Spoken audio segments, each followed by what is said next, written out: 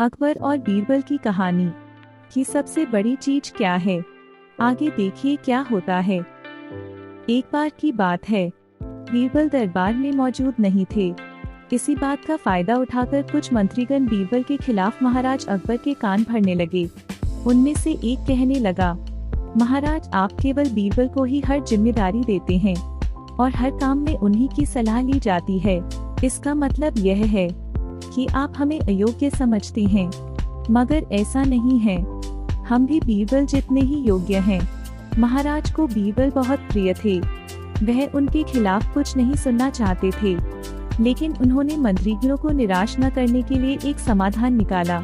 उन्होंने उनसे कहा, मैं तुम सभी से एक प्रश्न का जवाब चाहता हूँ, मगर ध्यान रहे कि अगर तुम लोग इसका जवाब न दे पाए तो तुम सबको फांसी की सजा सुनाई जाएगी।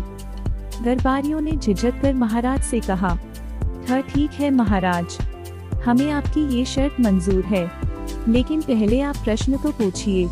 महाराज ने कहा, दुनिया की सबसे बड़ी चीज क्या है? यह सवाल सुनकर सभी मंत्रीगण एक दूसरे का मुंह ताकने लगे। महाराज ने उनकी ये स्थिति देखकर कहा, याद रहे कि इस प्रश्न का उत्तर सटीक होना चाहिए। मुझे कोई भी अटपटा सा जवाब नहीं चाहिए। इस पर मंत्रीगण ने राजा से इस प्रश्न का उत्तर देने के लिए कुछ दिनों की मोहलत मांगी। राजा भी इस बात के लिए तैयार हो गए। महल से बाहर निकलकर सभी मंत्रीगण इस प्रश्न का उत्तर ढूंढने लगे। पहले ने कहा कि दुनिया की सबसे बड़ी चीज भगवान है, तो दूसरा कहने लगा कि दुनिया की सबसे बड़ी चीज भूख है। तीसरे ने दोनों के जवाब को नकार दिया और कहा कि भगवान कोई चीज नहीं है और भूख को भी बर्दाश्त किया जा सकता है। इसलिए राजा के प्रश्न का उत्तर इन दोनों में से कोई नहीं है। धीरे धीरे समय बीतता गया और मोहलत में लिए गए सभी दिन भी गुजर गए। फिर भी राजा द्वारा पूछे गए प्रश्न का जवाब न मिलने पर सभी मंत्रीगणों को अपनी जान की फिक्र सताने लगी।